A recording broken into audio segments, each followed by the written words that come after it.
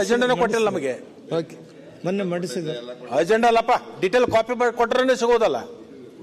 Detail copy ಬಂದ್ರೆ ಓದಕ್ಕಾಗುತ್ತೆ. ಮಂಡಿಸಿದಾರ ಇರ್ಲಿ, ಆಯ್ತು. ಈಗ ಮುಂದೆ ತರ್ತಿದ್ರಂದ್ರೆ ನಮ್ದೇನು ಸಮಾಧಾನ. ಅದರ ಜೊತೆಗೆ ನಾನು ಕಾನೂನು ಸಚಿವರಿಗೆ ವಿನಂತಿ ಮಾಡ್ತೀನಿ.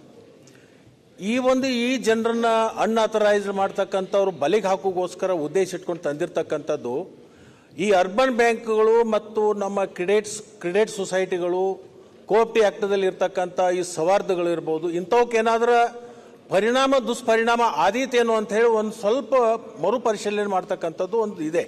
ಅದನ್ನು ಸ್ವಲ್ಪ ಆಲೋಚನೆ ಮಾಡಿ. ಯಾರು ನ್ಯಾಯಯುತವಾಗಿ ನಡೀತಕ್ಕಂಥ ಜನ ಇದ್ದಾರೆ, ಯಾರು ಕಾನೂನು ಚೌಕಟ್ಟಿನಲ್ಲಿ ನಡೀತಕ್ಕಂಥ ಸೊಸೈಟಿಗಳಿದ್ದಾವೆ, ಇದರಿಂದ ಅವ್ರಿಗೆ ಅಫೆಕ್ಟ್ ಆಗಬಾರ್ದು ಅಷ್ಟೇ. ಅದನ್ನು ಸ್ವಲ್ಪ ಗಮನದಲ್ಲಿ ಇಟ್ಕೊಂಡು ರೂಲ್ಸ್ಗಳನ್ನು ಮಾಡಿ. ಮಾನ್ಯ ಅಧ್ಯಕ್ಷರೇ, ಮಾತಾಡಲಿ. ಸರ್ಕಾರ ಏನು ಕರ್ನಾಟಕ ಕಿರು ಸಾಲ ಮತ್ತು ಸಣ್ಣ ಸಾಲದ ಏನು ವಿಧೇಯಕ ತೆಗೆದುಕೊಂಡು ಬರ್ತಾ ಇದೆ, ಅದನ್ನು ನಾನು ಸ್ವಾಗತ ಮಾಡ್ತೇನೆ. ಈ ಮೆನೆಸ್ ಏನೈತೆ, ಇದೇನು ತೊಂದರೆ ಏನೈತೆ, ಹಳ್ಳಿಗಳಲ್ಲಿ ಒಂದು ಟೈಪ್ ಇತ್ತಂದ್ರೆ ಸಿಟಿಗಳಲ್ಲಿ ಈ ಬಡ್ಡಿ ಸಾಲದ ತೊಂದರೆ ಬೇರೆ ಟೈಪ್ ಐತೆ.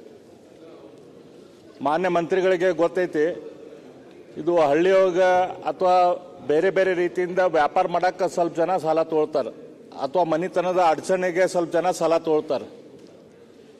ಸ್ವಲ್ಪ ಜನ ಈ ಸಾಲದ ಬಲೆಗೆ ಬರೋದು ಅವರು ಇಸ್ಪೀಟ್ ಆಡೋ ಚಟದಿಂದ. ಅಲ್ಲಿ ಇಸ್ಪೀಟ್ ಕ್ಲಬ್ಗಳು ನಡೀತಿರ್ತಾವೆ. ಅಲ್ಲಿ ಯಾವಾಗ ಇಸ್ಪೀಟಿಗೆ ರೊಕ್ಕ ಕಡಿಮೆ ಆಕೈತಿ, ಅವಾಗ ಅಲ್ಲೇ ಒಬ್ಬ ಯಾವನೇ ಇರ್ತಾನೆ, ಅವನ ಒಂದು 10,000, 20,000, 50,000, ಲಕ್ಷ ರೂಪಾಯಿ ಸಾಲ ಕೊಡ್ತಾನೆ. ಸಾಲ ಕೊಡೋರು ಅವರ ಇಸ್ಪೀಟ್ ಆಡಿಸ್ತಿರ್ತಾರೆ. ಬೇಸಿಕಲಿ ಸಾಲ ಕೊಡೋರೆ ಇಸ್ಪೀಟ್ ಆಡಿಸ್ತಿರ್ತಾರೆ. ಅದಾದ್ಮೇಲೆ ಇನ್ನೊಂದಂತಂದ್ರೆ ಈ ಗಾಂಜಾ. ಈ ಹುಡುಗರು ಏನು ಗಾಂಜಾ ಹೊಡಿತಾರ, ಈ ಗಾಂಜಾ ಹೊಡೋ ಹುಡುಗರಿಗೆ ದುಡ್ಡು ಬೇಕಾಗಿರ್ತದೆ. ಈ ಹುಡುಗರಿಗೆ ಮನ್ಯಾಗ ದುಡ್ಡು ಸಿಗಲಿಲ್ಲ ಅಂತ ಅನ್ಕೊಳ್ಳಿ, ಇಂಥವ್ರ ಕಡೆಯಿಂದ ತೋಳ್ತಾರೆ. ಇವ್ರು ಏನಾಗ್ತಾರೆ, ಇವ್ರಿಗೆ ಸಾಲದ ತೀರ್ಸಾಕಾಗೋದಿಲ್ಲ ಅಂದಾಗ, ಈಗ ಶುರುವಾತಿಗೆ ಸಾಲ ಶುರುವಾತಿಗೆ ಏನು ಮಾಡ್ತಾನೆ, ಅವ 2% ರೇಟ್ಲೆ ಕೊಡ್ತಾನೆ. ಹೇಳ್ತಾನೆ, ಇಲ್ಪ ಒಂದು ವಾರದಾಗ ನನಗೆ ರಿಟರ್ನ್ ಮಾಡಬೇಕು ಅಂಥೇಳಿ. ಒಂದು ವಾರದಾಗ ಅವಂಗೆ ರಿಟರ್ನ್ ಮಾಡೋಕೆ ಆಗೋದಿಲ್ಲ. ಅವ್ನು ಹೇಳ್ತಾನೆ, ಇಲ್ಲ ನಂದು ವಾರದಾಗ ನೀ ರಿಟರ್ನ್ ಕೊಡ್ತೇನೆ ಅಂತ ಹೇಳಿದ್ದಿ, ನನ್ನ ಫ್ರೆಂಡ್ ಅದಾನ, ಅವನ ಕಡೆಯಿಂದ ಕೊಡಿಸ್ತೇನೆ, ನೀ 5% ಸಾಲ ಅವನ ಕಡೆಯಿಂದ ತಗೋ ಅಂತ ಹೇಳ್ತಾನೆ. 5%ದಾಗ ಅವ್ರ ಕಡೆಯಿಂದ ಇವ್ ಸಾಲ ತೊಗೊಂತಾನೆ. ಅವ್ನು ಹೇಳ್ತಾನೆ, ಇನ್ನು ಒಂದು ವಾರದಾಗ ನೀ ನನಗೆ ವಾಪಸ್ ಕೊಡಬೇಕು ಅಂಥೇಳಿ. ಒಂದು ವಾರದಾಗ ಅವನಿಗೂ ವಾಪಸ್ ಕೊಡೋಕೆ ಆಗೋದಿಲ್ಲ. ಅವ ಇನ್ನೊಬ್ಬನ ಕಡೆಯಿಂದ 10% ಸಾಲದಾಗ ಕೊಡಿಸ್ತಾನೆ. ಆಮೇಲೆ 12% ಆಕೈತಿ, 16% ಆಕೈತಿ.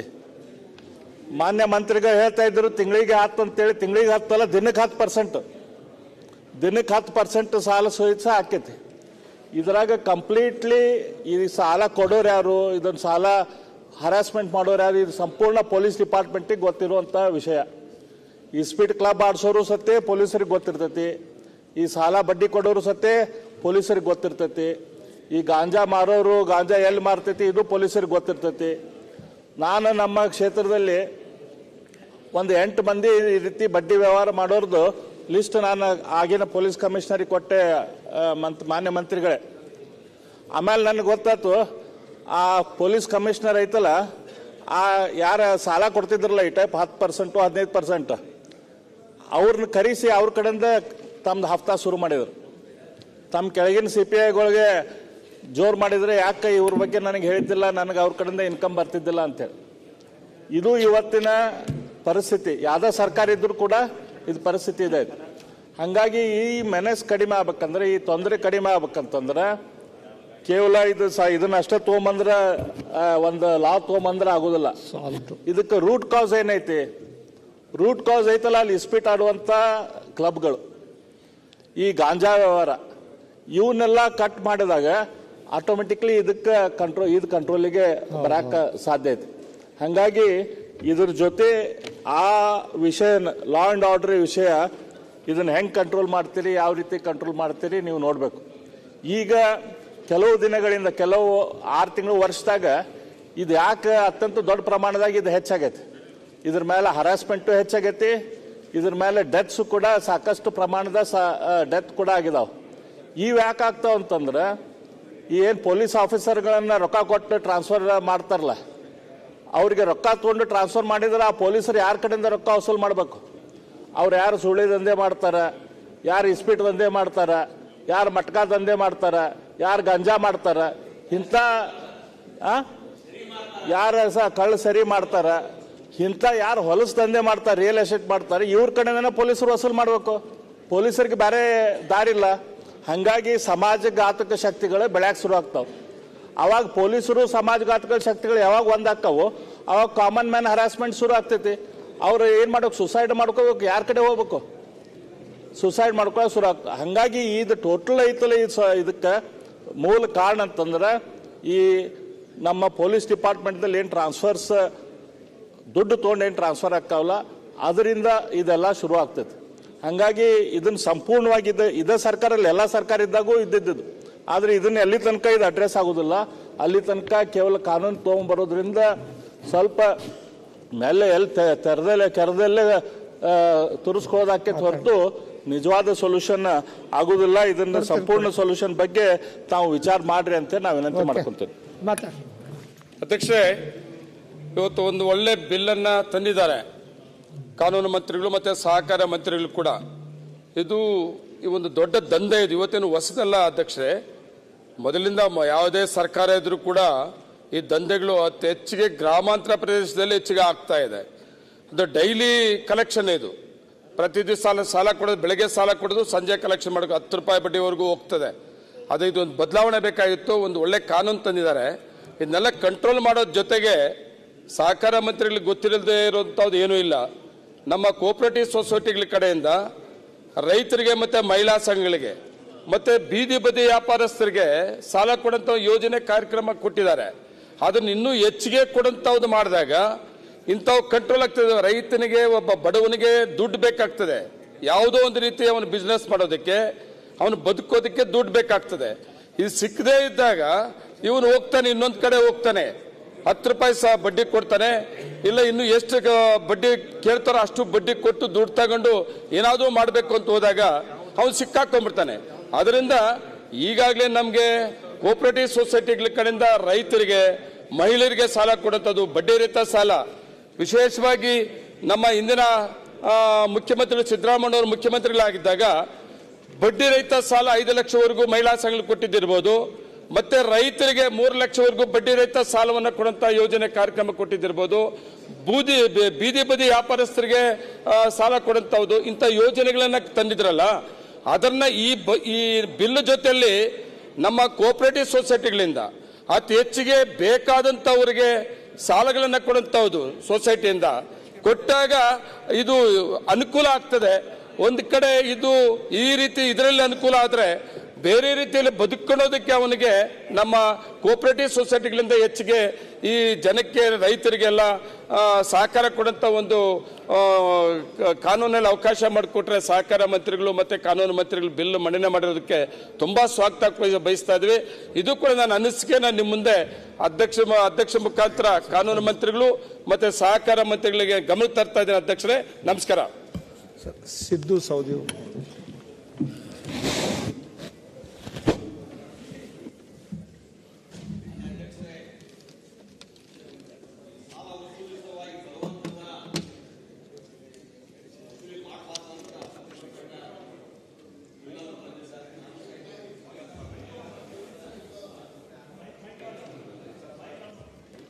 ಮನೆ ಅಧ್ಯಕ್ಷರು, ನಮ್ಮ ಕ್ಷೇತ್ರದೊಳಗ ಒಂದು ವಿಚಿತ್ರ ಸಾಲ ಕೊಡುವಂತ ಪದ್ಧತಿ, ಒಂದು 100 ಹೆಣ್ಮಕ್ಳು ಬಂದಿದ್ರು.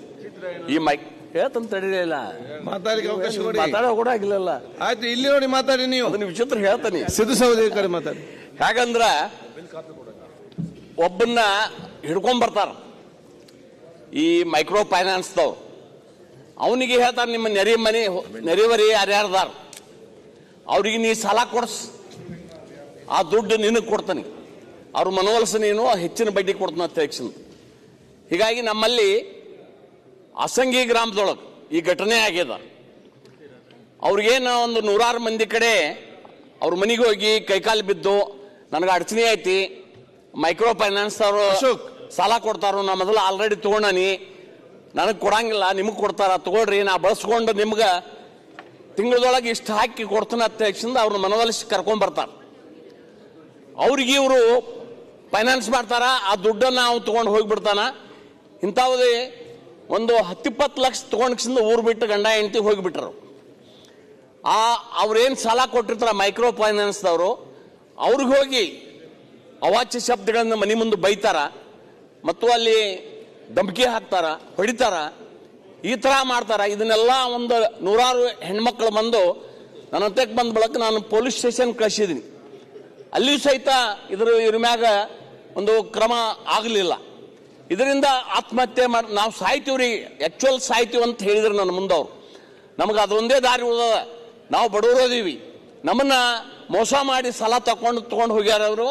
ಅಂಥವ್ನಿಗೆ ಇವರು ಸಾಲ ಅವನ್ನ ನಮ್ಮ ಮನೆಗೆ ಕಳಿಸಿ ಸಾಲ ಅವನ ಹೆಸರಲ್ಲಿ ಕೊಡಿಸುವಂಥ ವ್ಯವಸ್ಥೆ ಮಾಡ್ತಾರೆ ಅನ್ನುವಂಥದ್ದನ್ನು ಅವ್ರು ಹೆಣ್ಮಕ್ಳು ಹೇಳಿದರು. ಬಡ ಹೆಣ್ಮಕ್ಳು, ಕೂಲಿ ಮಾಡುವ ಹೆಣ್ಮಕ್ಳು, ಅಂಥವ್ರ ಕಡೆಯಿಂದ 100 ಹೆಣ್ಮಕ್ಳಿಗಿಂದ ಸಾಲ ಪಡ್ಕೊಂಡು 20-30 ಲಕ್ಷ ರೂಪಾಯಿ ತಗೊಂಡು ಓಡಿಸ್ಕೊಳಿಸುವಂಥ ಕೆಲಸ ಈ ಮೈಕ್ರೋ ಫೈನಾನ್ಸ್ದವರ ಚಿತಾವಣೆಯಿಂದ ಆಗ್ತದೆ.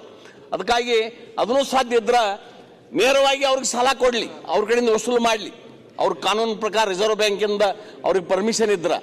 ಆದರೆ ಇನ್ನೊಬ್ಬರ ಹೆಸರಲ್ಲಿ ಸಾಲ ಹಾಕಿ ಅವ್ನು ಮುಳುಗಿಸೋ ಅವ್ನಿಗೆ ಸಾಲ ಕೊಟ್ಟು ಆ ದುಡ್ಡು ಕೊಡಿಸಿ ಅವರಿಗೆ ವಸೂಲಿ ಮಾಡುವಂಥ ದಂಧ ನಮ್ಮ ಕ್ಷೇತ್ರದಲ್ಲಿ ನಡೀತಾ ಇದೆ. ಅದನ್ನು ನಿಲ್ಲಿಸುವಂಥದ್ದನ್ನು ಸಹಿತ ಸಾಧ್ಯ ಇದ್ರೆ ತಿದ್ದುಪಡಿ ಮಾಡಬೇಕನ್ನುವಂಥದ್ದು ಈ ಬಿಲ್ನೊಳಗೆ ಅನ್ನುವಂಥ ವಿನಂತಿಯನ್ನು ನಾನು ಮಾಡ್ತೀನಿ. ಧನ್ಯವಾದ.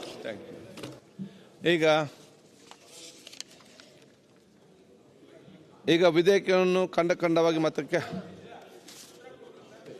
ಮನೆ ಸಭಾಧ್ಯಕ್ಷರೇ, ಮಾನ್ಯ ವಿರೋಧ ಪಕ್ಷದ ನಾಯಕರು, ಮಾನ್ಯ ಉಪನಾಯಕರು, ಸೌದಿಯವರು, ಮಾನ್ಯ ಡಾಕ್ಟರ್ ರಂಗನಾಥ್ ಅವರು, ನಂಜೇಗೌಡರು ಸಾಕಷ್ಟು ಉತ್ತಮ ಸಲಹೆಗಳನ್ನು ಕೊಟ್ಟಿದ್ದಾರೆ. ಸೌದಿಯವರು ಮಾತನಾಡಿ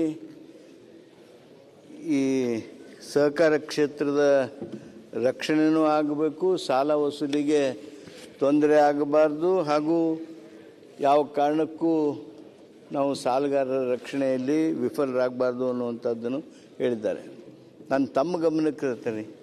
ಯಾಕಂದರೆ ಮಾನ್ಯ ಬೆಲ್ಲದವರು ಒಂದು ಬ್ಲ್ಯಾಂಕೆಟ್ ಅಲಿಗೇಷನ್ ಮಾಡಿದರು, ಎಲ್ಲ ಪೊಲೀಸರ ಮೇಲೆ ಹಾಕಿಬಿಟ್ರು ಅವರು.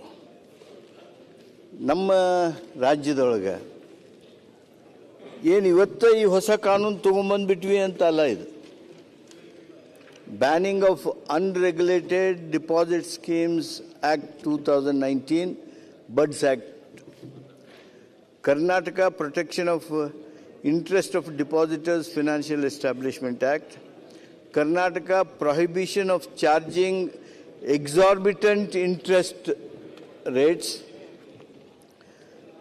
Karnataka pawn brokers act, money lenders act, ಇವೆಲ್ಲ ಇವು ಇದ್ದಿದ್ದಿಲ್ಲ ಅಂತಲ್ಲ, ಇವೆಲ್ಲ ಇದ್ದು. ಆದರೆ ಮಾನ್ಯ ಅಧ್ಯಕ್ಷರೇ, ಪೊಲೀಸರು ಮಾಡಬೇಕಾಗಿತ್ತು. ಪೊಲೀಸರು ಮಾಡುವಾಗ ನಾವು ಅವ್ರಿಗೆ ಸೂಕ್ತವಾಗಿರ್ತಕ್ಕಂಥ ಕಾನೂನನ್ನು ಮಾಡಿಕೊಡ್ಬೇಕಾಗ್ತದೆ. ನಾವು ಇವೆಲ್ಲ ಕಾನೂನುಗಳಲ್ಲಿ 1,000 ರೂಪಾಯಿ ದಂಡ, 10,000 ರೂಪಾಯಿವರೆಗೆ ದಂಡ, 1 ದಿವಸದಿಂದ 6 ತಿಂಗಳವರೆಗೆ ಶಿಕ್ಷೆ, ತಾವೆಲ್ಲ ಸುಪ್ರೀಂ ಕೋರ್ಟು ಹೈಕೋರ್ಟಿನ ಜಜ್ಮೆಂಟ್ ನೋಡ್ತಾ ಇದ್ದೀರಿ ನೀವು. ಇವೆಲ್ಲ ಪ್ರೊವಿಷನ್ಸ್ ಕೆಳಗೆ ಏನು ಕಟ್ಲೆ ಹಾಕ್ತಾರಲ್ಲ, ಆ ಎಲ್ಲ ಕಟ್ಲೆಗಳಿಗೂ ಪೊಲೀಸ್ ಸ್ಟೇಷನ್ನಾಗ ಜಾಮೀನು ಕೊಟ್ಟು ಹೊರಗೆ ಬಂದುಬಿಡ್ಬೋದು. ನೀವು ಎಷ್ಟೇ ದೊಡ್ಡವ್ರು ಇರ್ರಿ, ಅವ ಅಗದಿ ಭಾರಿ ದೊಡ್ಡ ಅನಾಹುತನ ಮಾಡ್ಯಾನ ಅಂಥೇಳಿ ನೀವು ಫೋನ್ ಮಾಡಿ ಹೇಳಿದ್ರು ಸಹಿತ ಅವನು ಪೊಲೀಸ್ ಸ್ಟೇಷನ್ನಾಗ ಹೋದ ಅಂದ್ರೆ ಒಂದು ಕಾಯ್ದೆ ಪುಸ್ತಕ ಹಿಡ್ಕೊಂಡು ಹೋದ್ರೆ, ಆ ಜಜ್ಮೆಂಟ್ ಹಿಡ್ಕೊಂಡು ಹೋದ್ರೆ ಮುಗೀತು, ಅವ ವಾಪಸ್ಸು ಬಂದೇ ಬಿಡ್ತಾನೆ. ಆ ರೀತಿಯಾಗಿರ್ತಕ್ಕಂಥ ಲೂಸ್ ಕಾನೂನುಗಳು ಆಗಿಬಿಟ್ಟಿದ್ದು. ನಮ್ಮ ಕಾನೂನು ಒಳ್ಳೆಯವಿದ್ದು. ಇತ್ತೀಚಿನ high court judgement, supreme court judgement, ಈ ಎಲ್ಲ ಕಾರಣಕ್ಕೆ ಇವ್ರು ಯಾರಿಗೂ ಪೊಲೀಸರು 1 ತಾಸು ಸಹಿತ ಕುಂಡಿಸ್ಕೊಳ್ಳುವಂಥದ್ದು ಸಾಧ್ಯ ಇರಲಿಲ್ಲ, ಕಟ್ಲೆ ಮಾಡುವಂಥದ್ದು ಸಾಧ್ಯ ಇರಲಿಲ್ಲ. ಅದಕ್ಕೆ ಈಗ ನಾವು ಇದನ್ನು 10 ವರ್ಷದವರೆಗೆ ಶಿಕ್ಷೆ ಆಗಬೇಕು, 5 ಲಕ್ಷದವರೆಗೆ ದಂಡ ಹಾಕ್ಬೋದು ಅನ್ನೋದನ್ನು ಇವತ್ತು ನಿಮ್ಮ ಮುಖಾಂತರ ಈ ಕಾನೂನನ್ನು ಮಾಡಿಸ್ತಾ ಇದ್ದೀವಿ. ಆಮೇಲೆ ಇದೆಲ್ಲ ಯಾಕೆ ನಡೀತೈತಿ? ದಿಸ್ ನಾ ಹೇಳಿದೆ ನಿಮಗೆ ಮೊದಲೇ, ಬೆಲ್ಲದವರು ಗಂಭೀರವಾಗಿ ಗಮನಿಸಲಿಲ್ಲ ಅದನ್ನ. ನಮ್ಮ ರಾಜ್ಯದೊಳಗೆ ಸಣ್ಣ ರಾಜ್ಯದೊಳಗನ 40,000 ಕೋಟಿ ರೂಪಾಯಿಯಷ್ಟು ಈ ಹಣ ವಹಿವಾಟು ನಡೀತೈತಿ. 40,000 crores. ಆಮೇಲೆ what is this money? From where this has come? This is not come from government grants or by any banking institution loans. Black market, black money. ಈ ಬ್ಲ್ಯಾಕ್ ಮನಿನ ನಾವಿಷ್ಟು ಗಳಿಸೋದಕ್ಕೆ ನೋಡಿ, ಅದು 50% ಗಳಿಕೆ ಮಾಡ್ತೈತೆ. ಅದು ಯಾವ ಬಿಸ್ನೆಸ್ನೊಳಗೂ 15-20 ಅಂತೂ ಯಾವುದೂ ಆನೆಸ್ಟ್ ಬಿಸ್ನೆಸ್ನೊಳಗೆ ಪ್ರಾಫಿಟ್ ಆಗೋದಿಲ್ಲ. ಆದರೆ here when A man invest with his black money, he gets at least average 40-50% of profit. This is what is the society now. ಆದ್ದರಿಂದ ನಾವು ಈ ಕಾನೂನಿನ ಮುಖಾಂತರ ಭಾಳ ಸ್ಪಷ್ಟವಾಗಿರ್ತಕ್ಕಂಥ ಶಿಕ್ಷೆಯನ್ನು ಹೆಚ್ಚು ಮಾಡೋದಕ್ಕೆ ಅವಕಾಶ ಮಾಡಿಕೊಟ್ಟಿದ್ದೀವಿ. ಅದರ ಜೊತೆಗೆ ಪೊಲೀಸರಿಗೆ ಅವಾಗ ಅನಿವಾರ್ಯತೆ ಬಂದುಬಿಡ್ತೈತಿ. Even if he wants, he can't leave him. ಅವನಿಗೆ ಬಿಡಬೇಕು ಅಂತ ಮನಸ್ಸಿದ್ರೂ ಸಹಿತ ಬಿಡೋದಕ್ಕೆ ಸಾಧ್ಯ ಆಗೋದಿಲ್ಲ. ಯಾಕಂದರೆ ಕಾನೂನು ಆ ಅಧಿಕಾರಿಗಳನ್ನು ಸಹಿತ ಕೈ ಕಟ್ತದೆ. ಆಮೇಲೆ ತಾವು ಹೇಳಿದ್ರಿ ಎಲ್ಲಾಗ್ಯಾವು ಏನಾಗ್ಯಾವು ಅಂತೇಳಿ ಅಶೋಕ್ ಅವರು ಹೇಳಿದ್ರು. Yes, there are instances where police have become very active. ನಮ್ಮ ಗದಗನಾಗ 13 ಕಡೆ ರೇಡ್ ಆಗ್ಯಾವ. ಆಮೇಲೆ ತಾವು ಸೂಕ್ಷ್ಮವಾಗಿ ನೋಡ್ಬೋದು, ಇವ್ರು ಯಾರು ಫೈನಾನ್ಸರ್ಸ್ ಇದ್ರಲ್ಲ, ಫೈನಾನ್ಸಿಂಗ್ ಆಫೀಸಸ್ ಅಂತೇನು ಮಾಡ್ಕೊಂಡಿದ್ರಲ್ಲ, ಅವರು ಇದ್ರಿಗಿದ್ದಂಥ ಕಾರು, ಸೈಕಲ್ ಮೋಟ್ರು ಅವೆಲ್ಲ ಇದ್ವಲ್ಲ, ಅವೆಲ್ಲ ಯಾವುವು ಒಂದು ಅವರ ಆಫೀಸ್ ಇದ್ರಿಗೆ, ಮನಿ ಇದ್ರಿಗೆ ಇಲ್ಲ. ಇವತ್ತು ಅವನ್ನೆಲ್ಲ ಓದೋದು ಅವ್ರವ್ರ ಸಾಲಗಾರರ ಮನೆಯಾಗ ಬಿಟ್ಟು ಬರಾಕತ್ತಾರೆ. This is what is the impact of this ordinance. ಆದ್ದರಿಂದ ನನಗೆ ಭಾಳ ಸಂತೋಷ ಆಯಿತು. ತಾವೆಲ್ಲರೂ ಇಷ್ಟು ಆತ್ಮೀಯತೆಯಿಂದ ಸ್ವಾಗತ ಮಾಡಿದ್ದೀರಿ. ನಮ್ಮ ಸೈಡ್ನಿಂದನೂ ಸಾಕಷ್ಟು ಸಲಹೆಗಳನ್ನು ಕೊಟ್ಟಿದ್ದಾರೆ. ಸೌದಿಯವರು ಕೆಲವು ಮಾತುಗಳನ್ನು ಹೇಳಿದರು. ಅಂದರೆ ಬೇರೆದವ್ರ ಹೆಸರಲ್ಲೇ ಸಾಲ ಕೊಟ್ಟು ಅವನ್ನ ಹೆಂಗೆ ಮಣಸಾಕತ್ಯಾರ ಅಂಥೇಳಿ, ಅದು ಇದರೊಳಗೆ ಬರ್ತತಿ ಅಂಥೇಳಿ ತಿಳ್ಕೊಂಡೆ ನಾನು. ಅದು ಅಲ್ಲದೆ ಇನ್ನೂ ಅಂಥವು ಬರಬೇಕು ಅಂತಿದ್ರೆ ಜನರ ರಕ್ಷಣೆ ಮಾಡೋದ್ರ ಸಲುವಾಗಿ ಏನೇನು ಹೆಜ್ಜೆಗಳನ್ನು ಇಡಬೇಕು. ಈ ಬ್ಲ್ಯಾಕ್ ಮನಿಯಿಂದ ಶ್ರೀಮಂತರಾಗೋರು ಇದೆಲ್ಲ ಏನ್ರಿ, ಇದು ಬರೇ ಶ್ರೀಮಂತರಾಗೋದಿಲ್ಲ. ನೀವೆಲ್ಲರೂ ತಪ್ಪು ತಿಳ್ಕೊಂಡಿವಿ, ನಾವೆಲ್ಲರೂ ತಪ್ಪು ತಿಳ್ಕೊಂಡಿವಿ. ಈ ಏನು ಮನಿ ಲೆಂಡರ್ಸ್ ಅದಾರಲ್ಲ, 50% 60% ಬಡ್ಡಿ ತಗೊಳ್ಳೋರು, ಇವರೆಲ್ಲರೂ ನಿಮ್ಗೆ ಅರ್ಜಿದಾರರ. ನೀವೊಂದು MLA ಟಿಕೆಟಿಗೆ ಅರ್ಜಿ ಹಾಕಿದ್ರೆ ಅಂದ್ರೆ ಅವ್ರದ್ದು ಒಂದು ಇರೋದ. ಅಂದರೆ black money, big profit, then political power. ಸಮಾಜದ ಸ್ವಾಸ್ಥ್ಯವನ್ನು ಹಾಳ್ಗೆಡುತ್ತಕ್ಕಂಥ ವ್ಯವಸ್ಥೆ ಇವತ್ತು ನಿರ್ಮಾಣ ಆಗಿದೆ. ಆ ಹಿನ್ನೆಲೆಯೊಳಗೆ ಬಂಧುಗಳೇ, ನಾನು ನಿಮಗೆ ಮತ್ತೊಮ್ಮೆ ಪ್ರಾರ್ಥನೆ ಮಾಡ್ತೀನಿ, ಇದನ್ನು ತಾವು ಒಪ್ಪಿಕೊಂಡು ಇದಕ್ಕೆ ಒಂದು ಅಮೆಂಡ್ಮೆಂಟನ್ನು ನಮ್ಮ ಸಹಕಾರ ಸಚಿವರು ಸೂಚನೆ ಮಾಡಿದ್ದಾರೆ.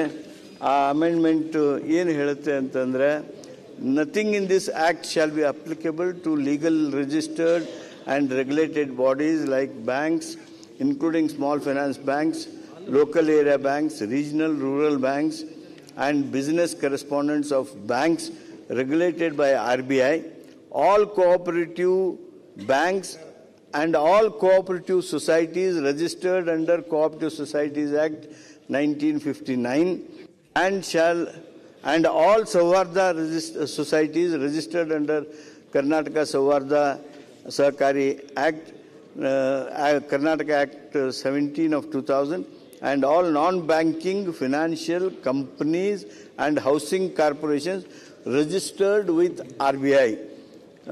ಈ ಒಂದು ತಿದ್ದುಪಡಿಯನ್ನು ನಾವು ಇದರಲ್ಲಿ ಸೇರಿಸ್ತಾ ಇದ್ದೀವಿ. ಈ ತಿದ್ದುಪಡಿಯೊಂದಿಗೆ ಈ ಮಸೂದೆಯನ್ನು ಅಂಗೀಕಾರ ಮಾಡಬೇಕು ಅಂತೇಳಿ ಅಧ್ಯಕ್ಷರು ತಮ್ಮ ಮುಖಾಂತರ ಕೇಳ್ತೇನೆ. ಈಗ ವಿಧೇಯಕವನ್ನು ಖಂಡವಾಗಿ ಮತಕ್ಕೆ ಹಾಕುತ್ತೇನೆ. 2 ರಿಂದ 19 ಒಂದು ಸಲಹೆ ಕೊಡ್ತೀನಿ ಮನೆ ಸಚಿವರೇ.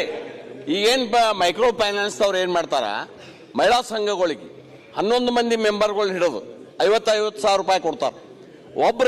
ಒಬ್ರಿಗೆ ತುಂಬಲಿಲ್ಲ ಅಂದ್ರೆ ಆ 10 ಮಂದಿ ಬಂದು ಅವ್ರ ಮನೆ ಮುಂದೆ ಕೂಡ್ಬೇಕು. ಆಯ್ತು, ಈಗ ಇದಕ್ಕೇನ್ ಏನ್ ಮಾಡ್ಬೇಕು ಮಾಡ್ಬೇಕು ಹೇಳಿ ನೋಡ್ರಿ. ಸಲಹೆ? ಆ 10 ಮಂದಿ ಕಿರ್ಕೊ ಕೊಡ್ತಾರ ಅವ್ರು. ಸಲಹೆ ಏನ್ ಕೊಡಿ ಈಗ. ಅದೇ ಅದನ್ನಕ್ಕೂ ಒಂದು ಏನು ಸಾಧ್ಯ ಇದ್ರೆ ಅದು ಕಡಿಬಂಧನ ಹಾಕ್ರಿ. ಓಕೆ, ಅವರು ವಸೂಲು ಮಾಡ್ಲಿ, ಬೇಕಾದ್ರೆ ಕೋರ್ಟಿಗೆ ಹೋಗ್ಲಿ. ಅದ್ರ 10 ಮಂದಿ ಹೆಣ್ಮಕ್ಳು ತಂದು ಅವ್ರ ಮನೆ ಮಂದಿ ಕುಣಿಸೋದು ಬೇಡ. ಓಕೆ, ಈಗ ವಿಧೇಯಕವನ್ನು ಖಂಡವಾಗಿ ಮತಕ್ಕೆ ಹಾಕುತ್ತೇನೆ. 2ರಿಂದ 19ವರೆಗಿನ ಖಂಡಗಳು ವಿಧೇಯಕದ ಅಂಗವಾಗಿರಬೇಕೆಂದು ಸಭೆಯ ಮುಂದಿರುವ ವಿಷಯ. ಪ್ರಸ್ತಾವದ ಪರವಾಗಿರು ಹೌದು ಎಂದು ಸೂಚಿಸಬೇಕು. ಪ್ರಸ್ತಾವದ ವಿರೋಧವಾಗಿರು ಇಲ್ಲ ಎಂದು ಸೂಚಿಸಬೇಕು. ಪ್ರಸ್ತಾವ ಹೌದು ಎನ್ನುವ ಪರವಾಗಿದೆ ಎಂದು ಭಾವಿಸುತ್ತೇನೆ. ಪ್ರಸ್ತಾವ ಹೌದು ಎನ್ನುವ ಪರವಾಗಿದೆ. ಪ್ರಸ್ತಾವಕ್ಕೆ ಒಪ್ಪಿಗೆ ದೊರಕಿದೆ. 2ರಿಂದ 19ವರೆಗಿನ ಖಂಡಗಳು ವಿಧೇಯಕದ ಅಂಗವಾದವು. 1ನೇ ಖಂಡ ಹೆಸರು ಮತ್ತು ಅವತರಣಿಕೆ ತಿದ್ದುಪಡಿಗಳೊಂದಿಗೆ ವಿಧೇಯಕದ ಭಾಗವಾಗಬೇಕೆಂಬುದು ಸಭೆಯ ಮುಂದಿರುವ ವಿಷಯ. ಪ್ರಸ್ತಾವದ ಪರವಾಗಿರುವ ಹೌದು ಎಂದು ಸೂಚಿಸಬೇಕು. ಪ್ರಸ್ತಾವದ ವಿರೋಧವಾಗಿರುವ ಇಲ್ಲ ಎಂದು ಸೂಚಿಸಬೇಕು. ಪ್ರಸ್ತಾವವು ಹೌದು ಎನ್ನುವ ಪರವಾಗಿದೆ ಎಂದು ಭಾವಿಸುತ್ತೇನೆ. ಪ್ರಸ್ತಾವ ಹೌದು ಎನ್ನುವ ಪರವಾಗಿದೆ. ಪ್ರಸ್ತಾವ ಅಂಗೀಕರಿಸಲ್ಪಟ್ಟಿದೆ. 1ನೇ ಖಂಡ ಹೆಸರು ಮತ್ತು ಅವತರಣಿಕೆ ತಿದ್ದುಪಡಿಗಳೊಂದಿಗೆ ವಿಧೇಯಕದ ಅಂಗವಾಗಿದೆ. ಮಾನ್ಯ ಮುಖ್ಯಮಂತ್ರಿ ಪ್ರಸ್ತಾವ ಮಂಡಿಸಿ. ವಿಧೇಯಕವನ್ನು ಅಂಗೀಕಾರ ಮಾಡಬೇಕು ಅಂತ ಹೇಳಿ ತಮ್ಮ ಮೂಲಕ ಸದನಕ್ಕೆ ವಿನಂತಿ ಮಾಡ್ತೇನೆ. ಪ್ರಸ್ತಾವನೆ ಮಂಡಿಸಲಾಗಿದೆ. ಅದನ್ನೀಗ ಸಭೆ ಮತಕ್ಕೆ ಹಾಕುತ್ತೇನೆ. 2020ನೇ ಸಾಲಿನ ಕರ್ನಾಟಕ ಕಿರು ಮೈಕ್ರೋ ಸಾಲ ಮತ್ತು ಸಣ್ಣ ಸಾಲ ಬಲವಂತದ ಕ್ರಮಗಳ ಪ್ರತಿಬಂಧಕ ವಿಧೇಯಕವನ್ನು ತಿದ್ದುಪಡಿಗಳೊಂದಿಗೆ ಈ ಸಭೆ ಅಂಗೀಕರಿಸಬೇಕು. ಪ್ರಸ್ತಾವದ ಪರವಾಗಿರುವ ಹೌದು ಎಂದು ಸೂಚಿಸಬೇಕು. ಪ್ರಸ್ತಾವದ ವಿರೋಧವಾಗಿರುವ ಇಲ್ಲ ಎಂದು ಸೂಚಿಸಬೇಕು. ಪ್ರಸ್ತಾವ ಹೌದು ಎನ್ನುವ ಪರವಾಗಿದೆ ಎಂದು ಭಾವಿಸುತ್ತೇನೆ. ಪ್ರಸ್ತಾವ ಹೌದು ಎನ್ನುವ ಪರವಾಗಿದೆ. ಪ್ರಸ್ತಾವ ಅಂಗೀಕರಿಸಲ್ಪಟ್ಟಿದೆ ಮತ್ತು ವಿಧೇಯಕ ಅನುಮೋದನೆ ದೊರಕಿದೆ. ಯಾಕೆ ಸದಸ್ಯರೆಲ್ಲ ಹೌದು ಈಗ ಹೌದು ಹೇಳುವುದಿಲ್ಲ? ಇಲ್ಲ, ಇಲ್ಲದಿದ್ರೆ ಎಷ್ಟು ಬೊಬ್ಬೆ, ಅಲ್ಲಿಂದ ಎಷ್ಟು ಬೊಬ್ಬೆ, ಇಲ್ಲಿಂದ ಎಷ್ಟು ಬಿಲ್ ಬಗ್ಗೆ ಒಬ್ಬರು ಬಾಯ ಬರುವುದಿಲ್ಲಲ್ಲ. ಹಿಂದೆ ಅನೇಕ ಪರಿಸ್ಥಿತಿ ಬಂದ ಮೇಲೆ ಜನಸಂಖ್ಯೆ ಆಧಾರದ ಮೇಲೆ ನಾವು ಬೆಳೆಸ್ಕೊಂಡು ಬಂದಿದ್ದೇವೆ. ಮುನ್ಸಿಪಾಲಿಟಿ ಕೂಡ ಆಗಿತ್ತು. ಈ ದೇಶದ ಪ್ರಧಾನಮಂತ್ರಿಗಳಾದಂಥ ಜವಾಹರ್ಲಾಲ್ ನೆಹರು ಅವರು ಕೂಡ ಅಲಹಾಬಾದ್ ಮುನ್ಸಿಪಾಲಿಟಿಯ ಅಧ್ಯಕ್ಷರಾಗಿ ಕೆಲಸ ಮಾಡಿದ್ರು. ಬೆಂಗಳೂರು ನಗರದಲ್ಲೂ ಕೂಡ ಮಾನ್ಯ ಶ್ರೀ ಹನುಮಂತಯ್ಯನವರು ಬೆಂಗಳೂರು ಮುನ್ಸಿಪಾಲಿಟಿಗೆ ಕೆಂಗಲ್ ಹನುಮಂತಯ್ಯನವರು ಯಾರು ಈ ವಿಧಾನಸೌಧ ಕಟ್ಟಿದ್ದಾರೆ ಅವರು ಕೂಡ ಇಲ್ಲಿ ಕೌನ್ಸಿಲರ್ ಆಗಿ ಇಲ್ಲಿ ಅಧ್ಯಕ್ಷರಾಗಿ ಕೆಲಸ ಮಾಡಿದ್ದಿದೆ. ಮಧುರಲ್ಲಿ ರಾಜಗೋಪಾಲಾಚಾರಿ ಅವರು ಕೂಡ ಕೆಲಸ ಮಾಡಿದಂಥ ಇತಿಹಾಸ ಇದೆ. ಭಾಳ ಜನ ಲೀಡರ್ಸ್ ಎಲ್ಲ ನಮ್ಮ ಅರ್ಬನ್ ಲೋಕಲ್ ಬಾಡೀಸಿಂದ ಬೆಳೆದವರು. ಇಲ್ಲಿ ಸುರೇಶ್ ಕುಮಾರ್ ಅವರಿಲ್ಲ. ಭಾಳ ಜನ ಇವತ್ತು ಸೆಂಟ್ರಲ್ ಮಿನಿಸ್ಟರ್ ಸೋಮಣ್ಣ ಅವರು ಕಾರ್ಪೊರೇಟರ್ ಆಗಿದ್ದರು. ನಮ್ಮ ಬಸವರಾಜ್ ಕಾರ್ಪೊರೇಟರ್ ಆಗಿದ್ದರು. ನಮ್ಮ ಗೋವಿಂದ ಇವರು ನಮ್ಮ ಗೋಪಾಲಯ್ಯ ಕಾರ್ಪೊರೇಟರ್ ಆಗಿದ್ದರು. ಇವರು ಮುನರತ್ನ ಕಾರ್ಪೊರೇಟರ್ ಆಗಿದ್ದರು. ಭಾಳ ಜನ ಇಲ್ಲೂ ಕೂಡ ಕಾರ್ಪೊರೇಟರ್ಗಳಾಗಿ ನಮ್ಮ ರಾಮಲಿಂಗಾರೆಡ್ಡಿ ಅವರು, ರಾಮಮೂರ್ತಿ ಎಲ್ಲ ಕಾರ್ಪೊರೇಟರ್ಗಳಾಗಿ ಬೆಳ್ಕೊಂಡು ಬಂದಿದ್ದಾರೆ. ಮಂತ್ರಿಗಳಾಗಿದ್ದಾರೆ, ಚೀಫ್ ಮಿನಿಸ್ಟರ್ಗಳಾಗಿದ್ದಾರೆ. ಇದೆಲ್ಲ ಒಂದು ದೊಡ್ಡ ಇತಿಹಾಸ ಇದೆ. ಇವತ್ತು ನಾವು ಇದಕ್ಕೊಂದು ಹೊಸ ರೂಪ ಕೊಡಬೇಕು ಅಂತಿದೆ. ನಾನು SM ಕೃಷ್ಣ ಅವರ ಅವಧಿಯಲ್ಲಿ ಅರ್ಬನ್ ಡೆವಲಪ್ಮೆಂಟ್ ಮಿನಿಸ್ಟರ್ ಆಗಿದೆ. ಆಗ ಯಲಹಂಕ ನಮ್ಮ ಹೆಬ್ಬಾಳ್ ಬಾರ್ಡ್ರಿಂದ ಹಿಡಿದು ಈ ಕಡೆ ರಾಜರಾಜೇಶ್ವರಿ ಎಲ್ಲ ಅದೆಲ್ಲ ಹೆಬ್ಬಾಳ್ ಆದಮೇಲೆ ಅದೆಲ್ಲ ನನ್ನ ಅರ್ಬನ್ ಡೆವಲಪ್ಮೆಂಟ್ಗೆ ಸೇರ್ತಿತ್ತು. ಈಗೇನು ನಮ್ಮ ಇವರು ಇದ್ದಾರೆ, ಮಂತ್ರಿ ಇದ್ದಾರೆ ನಮ್ಮ ಸುರೇಶ್ ಅವರು, ಆ ಇಲಾಖೆ ನನಗಿತ್ತು. ಬಟ್ ಆ ವ್ಯಾಪ್ತಿ ಸ್ವಲ್ಪ ಜಾಸ್ತಿ ಇತ್ತು. ಇದು ಬಹಳ ಪವಿತ್ರವಾದಂಥ ಬಿಲ್ಲು. ನನಗೆ ಈ ಸಂದರ್ಭದಲ್ಲಿ ಚರ್ಚೆ, ನಾನು ತಕ್ಷಣ ಇದನ್ನು ಮಂಡಿಸಿದಾಗ ನಮ್ಮ ವಿರೋಧ ಪಕ್ಷದ ನಾಯಕರು ಅನೇಕ ಸ್ನೇಹಿತರುಗಳು ನನಗೆ ಸಲಹೆ ಮಾಡಿದ್ರು, ನಾವು ವ್ಯಾಪಕವಾಗಿ ಚರ್ಚೆ ಮಾಡಬೇಕು, ಇದಕ್ಕೆ ಒಂದು ಅವಕಾಶ ಮಾಡಿಕೊಡಿ ಅಂತೇಳಿ ನಾನೇ ಸಂಪೂರ್ಣವಾಗಿ ಸದನ ಸಮಿತಿ ರಚನೆ ಮಾಡಲಿಕ್ಕೆ ನಾನು ಸಂಪೂರ್ಣವಾಗಿ ಒಪ್ಕೊಂಡೆ. ಇಲ್ಲಿ ಹಿಂದೆ ಏನಾಗಿದೆ, 73ನೇ 74ನೇ ತಿದ್ದುಪಡಿಯನ್ನು ತರಬೇಕು ಅಂತೇಳಿ ಹಿಂದೆ ಬಹಳ ದೊಡ್ಡ ಚರ್ಚೆ ಎಲ್ಲ ನಡೆದಿದೆ. ಎಫೆಕ್ಟಿವ್ ಅರ್ಬನೈಸೇಷನ್ ಮಾಡಬೇಕು ಅಂತೇಳಿ, ಗವರ್ನೆನ್ಸ್ನ ಭಾಳ ಆಡಳಿತ ಉತ್ತಮವಾಗಿ ಇಡಬೇಕು ಅಂತೇಳಿ. ಸೊ 70-80ರಲ್ಲೇ ಈ ಗ್ರಾಮೀಣ ಪ್ರದೇಶದಿಂದ ಜನರು ಜಾಸ್ತಿ ನಗರಗಳಿಗೆ ಬರೋಕ್ಕೆ ಶುರು ಆಗ್ಬಿಟ್ರು. ಇವತ್ತು 39% ಆಫ್ ದಿ ಪಾಪ್ಯುಲೇಷನ್ ಬೆಂಗಳೂರು ನಗರ ಮತ್ತು ಎಲ್ಲ ಸಿಟಿಗಳಲ್ಲಿ, ಮೈಸೂರು ಸಿಟಿ ಆಗಿರ್ಬೋದು, ಎಲ್ಲ ಸಿಟಿಲೂ ನಮ್ಮ ರಾಜ್ಯದ ಪಾಪ್ಯುಲೇಷನ್ ಅಲ್ಲಿ 39% ಎರಡಕ್ಕೆ ಬರ್ತಾ ಇದ್ದಾರೆ. ಇಲ್ಲ ಎಜುಕೇಶನ್ ಬರ್ತಾ ಇದ್ದಾರೆ, ಇಲ್ಲ ಎಂಪ್ಲಾಯ್ಮೆಂಟ್ ಬರ್ತಾ ಇದ್ದಾರೆ, ಇಲ್ಲ ಬೆಟರ್ ಲೈಫ್ ಆಫ್ ಲಿವಿಂಗ್ಗೋಸ್ಕರ ಬರ್ತಾ ಇದ್ದಾರೆ. ಇದನ್ನ ತಡಿಬೇಕು. ಬಟ್ ಇವತ್ತು ಕೂಡ ಬೆಂಗಳೂರು ನಗರದಲ್ಲಿ ಅತಿ ಹೆಚ್ಚು ಟ್ಯಾಕ್ಸಸ್ ಕೂಡ ಆಗ್ತಾ ಇದೆ. All over the country, all over the world ಎಲ್ಲ ಬಂದು ಬೆಂಗಳೂರು ನಗರಕ್ಕೆ ಮಾಡ್ತಾ ಇದ್ದಾರೆ. ಇದಕ್ಕೆ ನಾವು ಒಂದು ಬೇಸಿಕ್ ಫೆಸಿಲಿಟೀಸ್ನ ಡ್ರಿಂಕಿಂಗ್ ವಾಟರ್ ಇರ್ಬೋದು, ಸ್ಯಾನಿಟೇಷನ್ ಇರ್ಬೋದು, ಟ್ರಾಫಿಕ್ ಇರ್ಬೋದು, ಮೈಗ್ರೇಷನ್ನ ತಪ್ಪಿಸ್ಲಿಕ್ಕೆ ನಾವು ಇದಕ್ಕೊಂದು ಮಾಡಬೇಕು ಅಂತೇಳಿ ಹಿಂದೆ 85ರಲ್ಲಿ ರಾಜೀವ್ ಗಾಂಧಿ ಅವರು ಈ ದೇಶದ ಪ್ರಧಾನಮಂತ್ರಿ ಆದಾಗ 73rd 74th ಅಮೆಂಡ್ಮೆಂಟ್ ಮಾಡಬೇಕು ಅಂತೇಳಿ ಹೊರಟರು. ನಾನು ಒಬ್ಬ ಜಿಲ್ಲಾ ಪಂಚಾಯತಿ ಮೆಂಬರ್ ಆಗಿದ್ದೆ, ನಾರಾಯಣಸ್ವಾಮಿ ಅಧ್ಯಕ್ಷರಿದ್ದರು, ಮಣಿಶಂಕರ್ ಅಯ್ಯರವರು ಇದ್ದರು. ಆಗ ಒಂದು ದೊಡ್ಡ ಚರ್ಚೆ ವ್ಯಾಪಕವಾಗಿ ನಡೀತು. ನಾಯಕರುಗಳನ್ನ ತಯಾರು ಮಾಡಬೇಕು ಅನ್ನೋ ದೃಷ್ಟಿಯಿಂದ ನಡೀತು. ಆಮೇಲೆ ಕೊನೆಗೆ ಅದು 86ರಲ್ಲಿ ಸಿಂಘ್ವಿ ಅನ್ನೋರು LM ಸಿಂಘ್ವಿ ಅನ್ನೋರ ಕಡೆ ಈ ಪವರ್ನ ಡಿವಿಲೇಟ್ ಮಾಡಬೇಕು, ನಮ್ಮ ಲೋಕಲ್ ಬಾಡೀಸ್ಗೆ ಸ್ಟ್ರೆಂತ್ ಜಾಸ್ತಿ ಕೊಡಬೇಕು ಸರ್ಕಾರಕ್ಕಿನ್ನ ಅಂತೇಳಿ ಆವತ್ತಿನ ಕಾಲದಲ್ಲಿ ಚಿಂತೆ ಮಾಡಿ ಫೈನಾನ್ಷಿಯಲ್ ಆಟೋನಮಿ ಕೊಡಬೇಕು. 3 ಥರ ಅರ್ಬನ್ ಲೋಕಲ್ ಬಾಡೀಸ್ ಆಗಬೇಕು ಅಂತ, ಒಂದು ಕಾರ್ಪೊರೇಷನ್, ಒಂದು ಮುನ್ಸಿಪಾಲಿಟಿ, ಒಂದು ಪಟ್ಟಣ ಪಂಚಾಯತಿ ಮಾಡಬೇಕು ಅಂತೇಳಿ ಮಾಡಿ ರಿಸರ್ವೇಷನ್ಸ್ ಎಲ್ಲ ಮಾಡಿದ್ರು. ಅದಾದಮೇಲೆ ನರಸಿಂಹರಾಯರ ಕಾಲಕ್ಕೆ ಅದಕ್ಕೊಂದು ರೂಪ ಬಂದು 12 ಡಿಸೆಂಬರ್ 92 ಲೋಕಸಭೆಯಲ್ಲಿ ಪಾಸ್ ಆಯಿತು. ನಮ್ಮ ರಾಜ್ಯ ಕೂಡ 74th ಅಮೆಂಡ್ಮೆಂಟ್ನ ಕೂಡಲೇ ನಾವು ವೆಸ್ಟ್ ಬೆಂಗಾಲು, ಮಹಾರಾಷ್ಟ್ರ ಮತ್ತು ಕರ್ನಾಟಕ 74ನೇ ಅಮೆಂಡ್ಮೆಂಟ್ನ ನಾವು ಒಪ್ಕೊಂಡು ಹಿಂದೆ 94ರಲ್ಲಿ 1 ಏಪ್ರಿಲ್ KMC ಆ್ಯಕ್ಟ್ನ ನಾವು 1964ನ ಅಮೆಂಡ್ಮೆಂಟ್ ಮಾಡಿ 74ನೇ ಅಮೆಂಡ್ಮೆಂಟ್ನ ನಾವೆಲ್ಲ ಒಪ್ಕೊಂಡಿದ್ದೇವೆ. ಈಗ 91ರ ನಂತರ ನರಸಿಂಹರಾಯರು ಅವಕಾಶ ಮಾಡಿಕೊಟ್ಟ ನಂತರ ಇದು ಅನೇಕ ತಿದ್ದುಪಡಿಗಳೆಲ್ಲ ಬಂದಿದೆ. ಹಿಂದೆ BJP ಗೌರ್ಮೆಂಟಲ್ಲೂ ಕೂಡ ಅವರೊಂದು ಕಾಂಪ್ರಹೆನ್ಸಿವ್ ಆಗಿ ಬೆಂಗಳೂರಿಗೊಂದು ಹೊಸ ರೂಪವನ್ನು ಕೊಟ್ಟಿದ್ರು. ಅವರು ಬಹಳ ದೊಡ್ಡ ಪ್ರಯತ್ನ ಮಾಡಿದ್ರು. ಅದು ಅದರಲ್ಲಿ ಕೆಲವು ಅಮೆಂಡ್ಮೆಂಟ್ ಮಾಡಿ ಇಲ್ಲಿ ಅಧ್ಯಕ್ಷರೇ ನನಗೆ ಇದ್ರ ಜವಾಬ್ದಾರಿ ನನಗೆ ಅರಿವಿದೆ. ಏನು 74ನೇ 75 ತಿದ್ದುಪಡಿನ ಯಾವ ಕಾರಣಕ್ಕೂ ನಾವು ಡಿವಿಯೇಟ್ ಮಾಡಲಿಕ್ಕೆ ಇಲ್ಲಿ ಅವಕಾಶ ಕೊಟ್ಟಿಲ್ಲ. ಇದನ್ನು ಬೆಂಗಳೂರು, ಗ್ರೇಟರ್ ಬೆಂಗಳೂರು ಅಂತ ಏನು ಹೊಸ ರೂಪ ಮಾಡಿದ್ದೇವೆ. ಯಾಕೆಂದರೆ ಒಂದು ಅವಕಾಶ ಇತ್ತು. ಈಗ ಕೆಲವು ಜಾಗದಲ್ಲಿ ಹೈಯರ್ ಟ್ಯಾಕ್ಸಸ್ ಇದೆ. ಈಗ ನಮ್ಮ ಮಾದೇವಪುರಲ್ಲೆಲ್ಲ ಹೈಯರ್ ಟ್ಯಾಕ್ಸಸ್ ಇದೆ, ಬೇರೆ ಕಡೆ ಟ್ಯಾಕ್ಸಸ್ ಇಲ್ಲ. ಈಗ ಬಸವನಗುಡಿಲಾಗಲಿ, ಚಿಕ್ಕಪೇಟೆಯಲ್ಲಾಗಲಿ, ಈ ರಾಜಾಜಿನಗರದಲ್ಲಿ ಟ್ಯಾಕ್ಸಸ್ ಇಲ್ಲ. ಆ ಕಾರ್ಪೊರೇಷನ್ಗಳು ಆ ವಾರ್ಡ್ಗಳಿಗೆಲ್ಲ ಕಡಿಮೆ ಇದೆ, ಬೇರೆ ಕಡೆ ಜಾಸ್ತಿ ಇದೆ ಕೆಲವು ಇದರಲ್ಲಿ. ಆದರೆ ಇಲ್ಲಿ ನಾನು ಅದನ್ನು ಬೇಕಾದಷ್ಟು ಡಿಬೇಟ್ ಆಯಿತು. ಇದಾದ ಮೇಲೆ ಒಂದು ಕಮಿಟಿ ಕೂಡ ರಚನೆ ಆಯಿತು. ಬೆಂಗಳೂರು ನಗರಕ್ಕೆ ಯಾವನ್ ಮಾಡಬೇಕು ಅಂತೇಳಿ ಒಂದು ದೊಡ್ಡ ರಚನೆ ಆಯಿತು. 2007ರಲ್ಲಿ ಬೆಂಗಳೂರು ಮಹಾನಗರ ಪಾಲಿಕೆ ಮಾಡಿದಾಗ ಆ ಕಾರ್ಪೊರೇಷನಿಂದ ಆ 7 CMCಸ್ನ ಒಳಗಡೆ ತೆಗೆದುಕೊಂಡು ಮಾಡಿದಂಥ ಸಂದರ್ಭದಲ್ಲಿ 192 ವಾರ್ಡ್ ಮಾಡಬೇಕು ಅಂತ ತೀರ್ಮಾನ ಆಗಿ 776 ಚದುರ್ ಮೀಟರ್ಗೆ ಇಟ್ಟಿದ್ರು. ಈಗ ಜನಸಂಖ್ಯೆ ಆವತ್ತಿನ ಕಾಲದಲ್ಲಿ ನಾನಿದ್ದಾಗ 70 ಲಕ್ಷ ಇತ್ತು, ಇವತ್ತು 1.4 ಕೋಟಿ ಇದೆ. ಬೆಂಗಳೂರು ನಗರದಲ್ಲೇ 1,05,00,000 ವಾಹನಗಳು ಇವತ್ತು ಇಲ್ಲಿ ರಿಜಿಸ್ಟ್ರೇಷನ್ ಆಗಿ ಇಲ್ಲಿ ಟ್ರಾನ್ಸ್ಫರ್ ನಡೀತಾ ಇದೆ. ಇದನ್ನ ಏನಾರು ಮಾಡಿ ಬದಲಾವಣೆ ಮಾಡಬೇಕು ಅಂತೇಳಿ BJP ಗೌರ್ಮೆಂಟಲ್ಲಿ 2021 ವಿಶೇಷವಾದಂಥ ಒಂದು ಕಾನೂನನ್ನು ತೆಗೆದುಕೊಂಡು ಬಂದು ಒಂದು ಅಮೆಂಡ್ಮೆಂಟ್ ಮಾಡಿದ್ರು. ಅದಕ್ಕೆ ಏಜೆನ್ಸಿಗಳ ಜೊತೆ ಸರ್ವೆ ತರಬೇಕು ಅಂತೇಳಿ ಎಲ್ಲ ಮಾಡಿದ್ರು.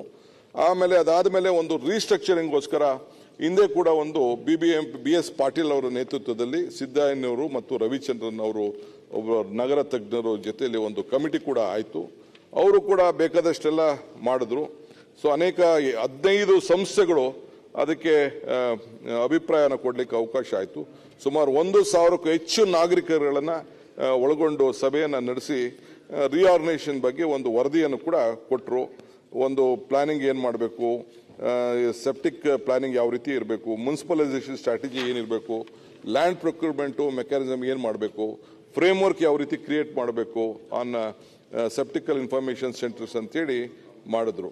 ಸೊ ನಾವು ಈಗ 2023ರಲ್ಲಿ ಇದೊಂದು ಬ್ರ್ಯಾಂಡ್ ಬ್ಯಾಂಗ್ಳೂರು ಅಂತೇಳಿ ಒಂದು ಕಮಿಟಿ, ಇನ್ನೊಂದು ಕಮಿಟಿ ರಚನೆ ಮಾಡಿದೋ. BS ಪಾಟೀಲು, ರಾಜೀವ್ ಗೌಡ್ರು, ರವಿಚಂದ್ರನ್ನು ಅವರೆಲ್ಲ ಸೇರಿ ಇದ್ರ ಬಗ್ಗೆ ಏನು ಮಾಡ್ಬೋದು ಅಂತ ಕೇಳಿ ಮಾಡಿ ಇಲ್ಲಿಗೇನಾದ್ರು ಒಂದು ರೂಪ ಕೊಡಬೇಕು ಅಂತೇಳಿ ಮಾಡಿ ಮಂಡಿಸ್ದೆ. ಆಗ ನಮ್ಮ ವಿರೋಧ ಪಕ್ಷದ ನಾಯಕರು ನನಗೊಂದು ಸಲಹೆ ಕೊಟ್ಟರು, ಇಲ್ಲ ವ್ಯಾಪಕವಾಗಿ ಚರ್ಚೆ ಆಗಬೇಕು ಇದ್ರ ಬಗ್ಗೆ, let N house committee be formed ಅಂತ. ನಾನು ತಕರಾರು ಮಾಡಕ್ಕೆ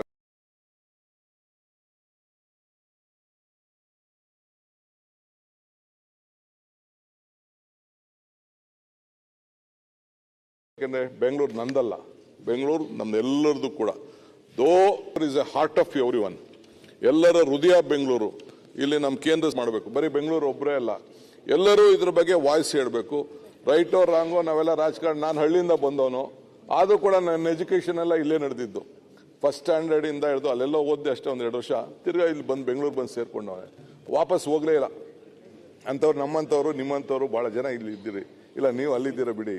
ಬೇರೆಯವರೆಲ್ಲ ನಾವೆಲ್ಲ ಬಂದು ಬೆಂಗಳೂರು ಸೇರ್ಕೊಂಡವರು. ನಾವು ನಮ್ಮ ಅಶ್ವಥ್ ನಾರಾಯಣ ಅಷ್ಟೇ, ಅವರೆಲ್ಲ ಮಾಗಡಿ ಅಲ್ಲ ನೀವು ಮೂಲ, ಇಲ್ಲಿ ಬಂದು ಸೇರ್ಕೊಂಡಿದ್ದಾರೆ. ನಂಗೆ ಭಾಳ ಜನ ಎಲ್ಲ ಬಂದೆಲ್ಲ ಸೇರ್ಕೊಬಿಟ್ಟಿದ್ದಾರೆ. ಏನು ಮಾಡೋಕ್ಕಾಗಲ್ಲ. ಇಲ್ಲಿ ಹವಾ ನೀರು, ಕಾವೇರಿ ನೀರು, ಪ್ರಕೃತಿ ಎಲ್ಲ ಭಾಳ ಚೆನ್ನಾಗಿದೆ ಅಂತೇಳಿ ನಾವು ಯಾರು ಹೋಗ್ತಾ ಇಲ್ಲ. ಸೊ ಹಂಗೆ ಇವಂತೂ ನಮ್ಮ ಕಮಿಟಿ ಫಾರ್ಮೇಷನ್ ಮಾಡ್ದೋ ನಾವು. ರಿಜ್ವಾನ್ ಅವರು, ಐ ಶುಡ್ ಕಂಗ್ರಾಚುಲೇಟ್ ಟೀಮ್, ಅವ್ರ ಟೀಮ್ ಅತಿ ಉತ್ತಮವಾಗಿ ಸುಮಾರು 15 ಮೇಲೆ ಮೀಟಿಂಗ್ ಮಾಡಿದ್ದಾರೆ. ನಮ್ಮ ಹ್ಯಾರಿಸ್ ಅವರು, ಶಿವಣ್ಣ ಅವರು, S T Somashekar, Priya Krishna, A C Srinivas, Suresh Kumar ಅವರು, ಎಸ್ ಆರ್ ವಿಶ್ವನಾಥ್ರವರು, ರಘುರವರು ಸದಸ್ಯರು, ಜಿ ಟಿ ದೇವೇಗೌಡರು, ಪುಟ್ಟಣ್ಣವರು, ಗೋಪಿನಾಥ್ರವರು, ಯುವೇಗೌಡರು, ಇವರೆಲ್ಲ ಸೇರಿ ಮೆಂಬರ್ಸ್ ಆಗಿದ್ರು. ನೀವು ನನ್ಗೆ ಕೇಳ್ದೆ ನಾನು ಲಾ ಮಿನಿಸ್ಟರ್ ಬೇರೆ ಕಮಿಟಿಗೆ ಹಾಕ್ಬಿಟ್ಟಿದ್ರಿ. ನಾವು ಮಂತ್ರಿಗಳಾಗಿ ಅಲ್ಲಿ ಹೋಗೋದು ಸರಿ ಇಲ್ಲ ಅಂತ I did not participate in that committee. Being A minister it is not right ಅಂತೇಳಿ ನಾನು ಅಲ್ಲಿಗೆ ಹೋಗಲಿಲ್ಲ. ಸೊ ಭಾಳ ದೊಡ್ಡ ಪ್ರಯತ್ನ ಮಾಡಿ ಕೊಟ್ಟಿದ್ದಾರೆ ಅಧ್ಯಕ್ಷರೇ. ಇಲ್ಲಿ ದೊಡ್ಡ ವ್ಯಾಪಕವಾದಂಥ ಆಮೇಲೆ ಸಾರ್ವಜನಿಕರ ಅಭಿಪ್ರಾಯ ಕೂಡ ಪಡಲಾಗಿದೆ, ಟೆಕ್ನಿಕಲ್ ಎಕ್ಸ್ಪರ್ಟ್ಸ್ ಪಡಲಾಗಿದೆ, ಒಪಿನಿಯನ್ ಮಾಡಲಾಗಿದೆ. ಬೇಕಾದಷ್ಟು ಬೊಮ್ಮನಹಳ್ಳಿಲಿ ಒಂದು ಇದನ್ನಾಗಿದೆ, ಮೀಟಿಂಗ್ ಆಗಿದೆ, ಮಹಾದೇವಪುರದಲ್ಲಾಗಿದೆ, ಬೇರೆ ಬೇರೆ ಕಡೆ ಎಲ್ಲ ಕೂಡ ಮೀಟಿಂಗ್ ಆಗಿದೆ. ಕೆಲವು ಕಡೆ ಸೋಮಶೇಖರ್ ಪಾರ್ಟಿಸಿಪೇಟ್ ಮಾಡಿದ್ದಾರೆ, ಕೆಲವು ಕಡೆ ನಾಗರಾಜ್ ಯಾದವ್ ಮಾಡಿದ್ದಾರೆ, ಗೌತಮ್ ಕುಮಾರ್ ಅಂತ ಮಾಜಿ ಮೇಯರ್ ಅವರು ಕೂಡ ಮಾಡಿದ್ದಾರೆ. ಸೊ ಎಲ್ಲರೂ ಕೂಡ ಭಾಳ ಜನ ಎಲ್ಲ ಪಾರ್ಟಿಸಿಪೇಟ್ ಮಾಡಿ ಅನೇಕ, ಹರೀಶ್ ಅಂತ ಮಾಜಿ ಉಪಮೇಯರ್ ಅವ್ರು ಮಾಡಿದ್ದಾರೆ, ರಮೇಶ್ ಮಾಜಿ ವಿಧಾನ ಪರಿಷತ್ ಸದಸ್ಯ ಅವರು ಮಾಡಿದ್ದಾರೆ, ಸರವಣ ಮಾಡಿದ್ದಾರೆ, ಉದಯ್ ಗರುಡಾಚಾರ್ ಮಾಡಿದ್ದಾರೆ, ಒಂದು ಕಡೆ ಎಂ ಕೃಷ್ಣಪ್ಪನವ್ರು ಮಾಡಿದ್ದಾರೆ, ಸತೀಶ್ ರೆಡ್ಡಿ ಅವರು ಮಾಡಿದ್ದಾರೆ. ಸೊ ಎಲ್ಲ ಭಾಳ ಪಾರ್ಟಿಸಿಪೇಟ್ ಮಾಡಿದ್ದಾರೆ. ಈಗ ಒಂದು ವರದಿಯನ್ನು ಕೂಡ ಅವರು ಕೊಟ್ಟಿದ್ದಾರೆ. ಈಗ ವರದಿಯಲ್ಲಿ ನಾನು ಇಲ್ಲಿ ಮಂಡಿಸಿದ್ದೀನಿ. But still I want all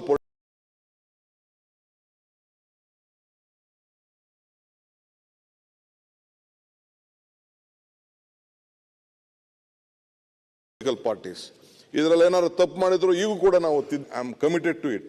because ಇದಕ್ಕೆ ಒಂದು ವ್ಯಾಪಕವಾಗಿ ಅವ್ರಿಗೆ ಶಕ್ತಿ ಸಿಕ್ಕಬೇಕಿಲ್ಲ. ಏನಾಗ್ತದೆ ಇಲ್ಲಿ 1ರಿಂದ 7ವರೆಗೂ ಮಾಡಬೇಕು ಅಂತಿದೆ. 7 ಮಾಡಬೇಕು ಅಂತಲ್ಲ, for tomorrow's benefit we are thinking. But ಇಲ್ಲಿ ಅಡ್ಮಿನಿಸ್ಟ್ರೇಷನ್ ಭಾಳ ವೀಕ್ ಆಗ್ತದೆ. ಒಬ್ಬ ಕಾರ್ಪೊರೇಷನ್ ಕಮಿಷನರ್ ಕೈಲಿ, ಒಬ್ಬ ಚೀಫ್ ಇಂಜಿನಿಯರ್ ಕೈಲಿ ಇದನ್ನ ಮ್ಯಾನೇಜ್ ಮಾಡಲಿಕ್ಕೆ ಇದು ಭಾಳ ಕಷ್ಟ ಆಗ್ತಾ ಇದೆ. ಸೊ ಈ ಹಿನ್ನೆಲೆಯಲ್ಲಿ ನಾವು 1ರಿಂದ 7 ಮಾಡಬೇಕು ಅಂತ ಹೇಳಿದ್ದೇವೆ. ಆಮೇಲೆ ಕಮಿಟಿಗಳು ಮಾಡಿದ್ದೇವೆ. MLAಗಳು ಲೋಕಲ್ ಕಾನ್ಸ್ಟಿಟ್ಯೂನ್ಸಿಲಿ ಆ MLAಗಳಿಗೆ ಸ್ವಲ್ಪ ಗ್ರಿಪ್ ಇರಬೇಕು, ವಾರ್ಡ್ ಕಮಿಟಿಗಳಾಗಬೇಕು, ಅಲ್ಲಿ ರೆಪ್ರೆಸೆಂಟೇಷನ್ ಆಗಬೇಕು. ಈ greater Bangalore committee all will be the member of this greater committee.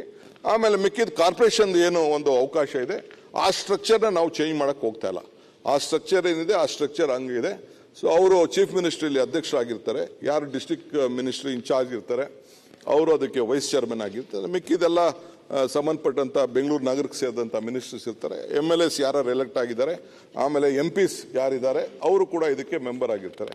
ಆ ಕಾರ್ಪೊರೇಷನ್ಗಳಲ್ಲಿ ಏನಿದೆ ಈಗೇನು ಸಿಸ್ಟಮ್ ಇದೆ, ಈಗೇನು ಹಾಲಿ ಏನು ಸಿಸ್ಟಮ್ ಇದೆ ಆ ಸಿಸ್ಟಮ್ನ ನಾವು ಚೇಂಜ್ ಮಾಡೋಕ್ಕೆ ಹೋಗಿಲ್ಲ. ಅದೇ ಸಿಸ್ಟಮ್ನ ನಾವು ಈ ಸಂದರ್ಭದಲ್ಲಿ ನಾವು ಮಾಡಿದ್ದೇವೆ. ಆಮೇಲೆ ಇದನ್ನ ಟ್ಯಾಕ್ಸೇಷನ್ ಕೂಡ ಏನು ಹಿಂದೆ ಏನು ದೆಹಲಿಯವರು ಕೂಡ ಕೆಲವು ಸೂಚನೆಗಳನ್ನು ಕೊಟ್ಟಿದ್ದಾರೆ ಯಾವ ರೀತಿ ಟ್ಯಾಕ್ಸೇಷನ್ ಮಾಡಬೇಕು ಅಂತ. ಹಿಂದೆ ಏನಿತ್ತು ಕೆಲವನ್ನ ನಾನು ಅಮೆಂಡ್ಮೆಂಟ್ ಕೂಡ ಮಾಡಿದೆ ನಾನು, ಅದು ಕೂಡ ಕೆಲವು ಸಂದರ್ಭದಲ್ಲಿ ಅದನ್ನು ಕೂಡ ಇಟ್ಟಿದ್ದೇವೆ. ಏನೇನು ಎಸೆನ್ಷಿಯಲ್ ಇದಕ್ಕೆ ಬರಬೇಕು ಅಂತೇಳಿ ಇಲ್ಲಿ ಮುಖ್ಯವಾಗಿ ಈ ಗ್ರೇಟರ್ ಬೆಂಗಳೂರು ಅಥಾರಿಟಿಗೆ we have involved this police also.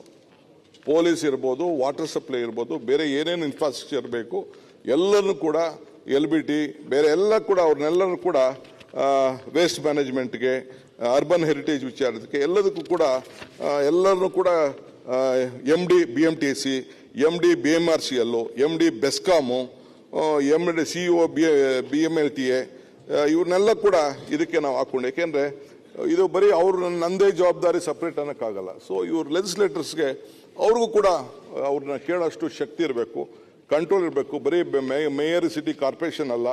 So chief GBAಗೆ chief commissioner will be the ex officio member of the secretary.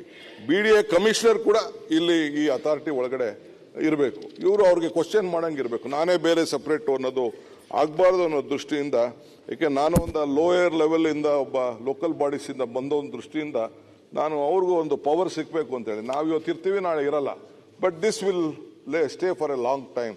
ಆ ದೃಷ್ಟಿಯಿಂದ ಇವತ್ತು ನಾವು ಏರಿಯಾಗೆ ಒಂದು ಮಾಡಿದ್ದೇವೆ, ಇನ್ಕ್ಲೂಡಿಂಗ್ ದಿ ಫೈರ್ ಫೋರ್ಸ್, ಆಮೇಲೆ ಟ್ರಾಫಿಕ್ ಪೊಲೀಸ್ ಅವರು, disaster management, slum development board, ಇವರೆಲ್ಲ ಕೂಡ, ಆಮೇಲೆ ಪ್ಲಾನಿಂಗ್ ಫಂಕ್ಷನ್ಸು, ಸೂಪರ್ವೈಸೇಷನ್ ಆಫ್ ಅಥಾರಿಟೀಸು, ಅವೆಲ್ಲ ಕೂಡ ಇದು ಇಟ್ಕೊಂಡಿದ್ವಿ. ಮೇಜರು ಕೆಲವು 1 to 1 ಇರೋದಕ್ಕೆ ಸರ್ಕಾರ ಆಗ ಈ ಕಾರ್ಪೊರೇಷನ್ ಇನ್ನೊಂದು ಕಾರ್ಪೊರೇಷನ್ ಎರಡೂ ಸೇರಿ ಏನೋ ಒಂದು ದೊಡ್ಡ ಬ್ರಿಡ್ಜ್ ಮಾಡಬೇಕಾಯಿತು, ಒಂದು ಇಡೀ ಬೆಂಗಳೂರು ನಗರಕ್ಕೆ ಏನಾರು ಅಂಥ ಸಂದರ್ಭದಲ್ಲಿ ಗೌರ್ಮೆಂಟ್ಗೆ, ಚೀಫ್ ಮಿನಿಸ್ಟರ್ಗೆ ಮತ್ತು ಆ ಕಮಿಟಿಗೆ ಏನು ಮಾಡಲಿಕ್ಕೂ ಕೂಡ ಒಂದು ಅವಕಾಶ ಇದೆ.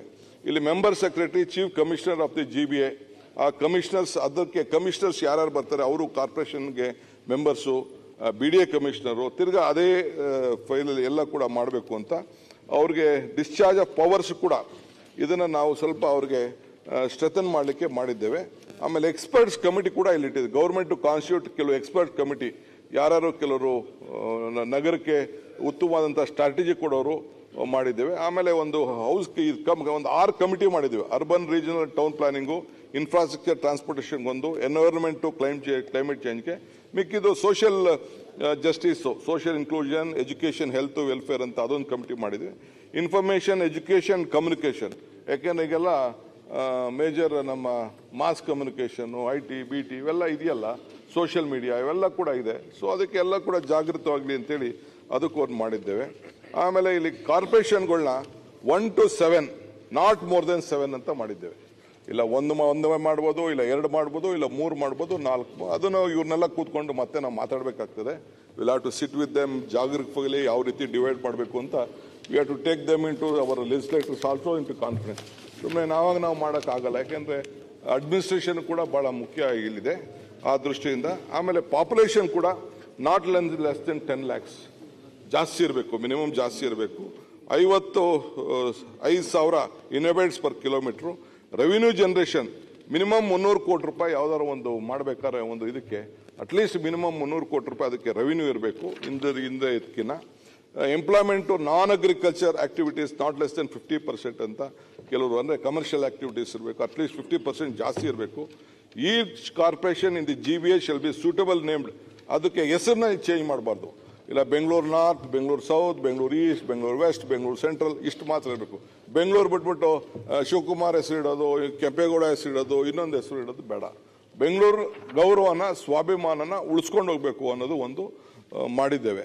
ಸೊ ಬೆಂಗಳೂರು ಬಿಟ್ಬಿಟ್ಟು ಬೇರೆ ಹೆಸರು, ಕೆಲವು ಕಡೆ ನಾನು ನೋಡಿದ್ದೇನೆ ರಂಗಾರೆಡ್ಡಿ ಡಿಸ್ಟ್ರಿಕ್ಟ್ ಅಂತ ಆಂಧ್ರಲ್ಲಿ ಇಟ್ಟಿದ್ದಾರೆ, ಇನ್ನೊಂದು ಕಡೆ ಯಾವುದೋ ಇನ್ನೊಂದು ಹೆಸರು ಇಟ್ಟಿದ್ದಾರೆ. ಸೊ ಅದೆಲ್ಲ ಬೇಡ, ಬೆಂಗಳೂರು ಹೆಸರೇ ಇರಲಿ. ದಕ್ಷಿಣ ಉತ್ತರ ಅದಕ್ಕೆ ಏನು ಬೇಕಾದ್ರೂ ಒಂದು, ಬೆಂಗಳೂರು ಬಿಟ್ಟು ಏನು ಮಾಡೋದು ಬೇಡ ಅಂತೇಳಿ. As far as possible of assembly constituency ಆದಷ್ಟು ನಾವು ಡಿವೈಡ್ ಮಾಡಬಾರ್ದು ಅಂತ. ಏನು ವಿಧಿ ಇಲ್ಲ ಅಂದರೆ ಕೆಲವು ಕಡೆ 2 ನಾವು ಅಡ್ಜಸ್ಟ್ಮೆಂಟ್ ಮಾಡ್ಕೊಳ್ಬೋದು ಅನ್ನೋದನ್ನ ಸೆಕ್ಷನ್ 26 ಪ್ರಕಾರ ಅವಕಾಶ ಇದೆ. ಸೊ ಅದನ್ನು ಕೂಡ ಇಟ್ಟಿದ್ದೇವೆ. ಡ್ಯೂರೇಷನ್ನು 5 ವರ್ಷ. ಇದಕ್ಕೆ ಅಧ್ಯಕ್ಷರು ಮಾತ್ರ, ಇವ್ರಿಗೆ ಮಾತ್ರ ಇಲ್ಲಿ ವಾರ್ಡ್ 150 ಜನಕ್ಕೆ ಒಂದು ಅವಕಾಶ ಮಾಡಿಕೊಟ್ಟಿದ್ದೇವೆ. Maximum 150, not more than 150. 100 to 150 ಏನಾದ್ರು ಒಂದು ಅವಕಾಶ ಇದೆ ಸೆಕ್ಷನ್ 29 ಅದಕ್ಕೆ. ಈ term of office for mayors and deputy mayors ಬರೀ 1 ವರ್ಷ ಅವನಾಗಿ ಗೆದ್ದು ಅವನಿಗೆ ಇದು ಮಾಡಿ ಅವನು ಟೈಮ್ ಆಯಿತು ಮತ್ತೊಂದೊಂದು ಭಾಳ ಗಾಬರಿ ಆಗ್ತದೆ. ಸೊ ಅದಕ್ಕೆ 2.5 ವರ್ಷ ಇಟ್ಟಿದ್ದೇವೆ ಅಧ್ಯಕ್ಷೆ. ಈ ಒಂದು ಸೆಕ್ಷನ್ 78 ಒಂದು ಅವಕಾಶ ಇದೆ, 2.5 years. ಆಮೇಲೆ ನೋ ಕಾನ್ಫಿಡೆನ್ಸ್ ಏನಾದ್ರು ಅವನ ಮೇಲೆ ಮಾಡಬೇಕು ಅನ್ನೋದ್ರೆ 6 months ಅವನು ಆಫೀಸ್ ಮುಗಿಸಿರ್ಬೇಕು. After 6 months they can go for no confidence motion on the mayor. So ಇಲ್ಲಿ ಒಂದು ಅಸೆಂಬ್ಲಿ ಲೆವೆಲ್ ಕಾನ್ಸ್ಟಿಟ್ಯೂನ್ಸಿ ಒಂದು ಕಮಿಟಿ, ಒಂದು ಕನ್ಸಲ್ಟೇಟಿವ್ ಕಮಿಟಿ ಅಂತ. ಸೊ ಅದಕ್ಕೆ ಸರ್ಕಾರ ಅದಕ್ಕೆ ಮಾಡ್ತಾರೆ. ಚೇರ್ಪರ್ಸನ್ MLA ಕಂಪಲ್ಸರಿ, ಯಾರು ಅವನು MLA ಇರ್ತಾನೆ ಆತನೇ ಚೇರ್ಮನ್ ಇರ್ತಾರೆ ಕಂಪಲ್ಸರಿ ಅವ್ರ ಕ್ಷೇತ್ರಕ್ಕೆ. ಮೆಂಬರ್ಗಳು ಆ local MLC, you should reside in that area and be a voter. ಎಲ್ಲಿಂದ ಬಂದು ನಾನೋಗಿ ಇಲ್ಲಿ ಗಾಂಧಿನಗರದಲ್ಲಿ ಆಗ್ತೀನಿ ಅನ್ನಂಗಾಗಲ್ಲ. So MLC of that area, councillor representing the area and officer of the area of other departments and agencies. ಅವರು coordination ಮಾಡೋಕ್ಕೆ, ಇಂಪ್ಲಿಮೆಂಟೇಷನ್ಗೆ, ಗ್ರೀವೆನ್ಸಸ್ ಕೂಡ ಎಲ್ಲ ಇದೆ. ಆಮೇಲೆ ಸ್ಟ್ಯಾಂಡಿಂಗ್ ಕಮಿಟಿ ಕೂಡ ಈಗಾಗಲೇ ನಾನು ಹೇಳಿದ್ದೇನೆ. ಒಂದು ರೆವಿನ್ಯೂಗೆ ಒಂದು ಸ್ಟ್ಯಾಂಡಿಂಗ್ ಕಮಿಟಿ, ಅಡ್ಮಿನಿಸ್ಟ್ರೇಷನ್ ಒಂದು ಅಡ್ಮಿನಿಸ್ಟ್ರೇಷನ್ಗೆ, ಸೋಷಿಯಲ್ ಜಸ್ಟಿಸ್, ಎಜುಕೇಷನ್ ಒಂದು ಕಮಿಟಿ, ಪಬ್ಲಿಕ್ ವರ್ಕ್ಸು, ಇಂಜಿನಿಯರಿಂಗ್ಗೆ, ಪಬ್ಲಿಕ್ ಹೆಲ್ತ್, ಡಿಸಾಸ್ಟರ್ ಮ್ಯಾನೇಜ್ಮೆಂಟ್ಗೆ, ಫಾರೆಸ್ಟು, ಎನ್ವಿರಾನ್ಮೆಂಟು, ಎಕಾಲಜಿ, ಹಾರ್ಟಿಕಲ್ಚರ್, ಫಿಶಿಸ್ಗೆ ಒಂದು ಕಮಿಟಿ, ಫಾರ್ ಇನ್ಫ್ರಾಸ್ಟ್ರಕ್ಚರ್ಗೆ ಒಂದು separate, standing committee and audit accounts ಅದು 2.5 ವರ್ಷ ಟೈಮ್ ಇಟ್ಟಿದ್ವಿ. ಮೇಯರ್ಗೆ ಎಷ್ಟು ಟೈಮ್ ಇಟ್ಟಿದ್ದೀವೋ ಅದಕ್ಕೆ ಮೆಂಬರ್ಸ್ 9 ರಿಂದ 15 ಜನ ಇನ್ಕ್ಲೂಡಿಂಗ್ ಚೇರ್ಮನ್ ಅದಕ್ಕೆ ನಾವು ಇಟ್ಟಿದ್ದೇವೆ. ಈ ವಾರ್ಡ್ ಕಮಿಟಿಗೆ 20 ತಿಂಗಳು ಇಟ್ಟಿದ್ದೇವೆ ವಾರ್ಡ್ ಕಮಿಟಿಗೆ. ಅದಕ್ಕೆ ಇದು ಚೇರ್ಮನ್ ಕೌನ್ಸಿಲರೇ ಇರಬೇಕು, ರೆಪ್ರೆಸೆಂಟಿಂಗ್ ದಟ್ ವಾರ್ಡ್. ಯಾರು ಗೆದ್ದಿರ್ತಾನೆ ಆತ.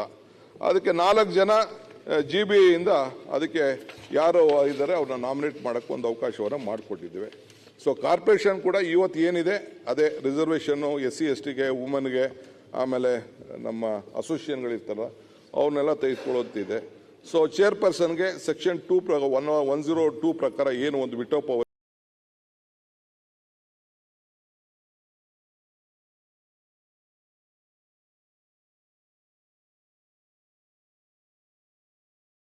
ಅದು ಇದ್ದೇ ಇರ್ತದೆ.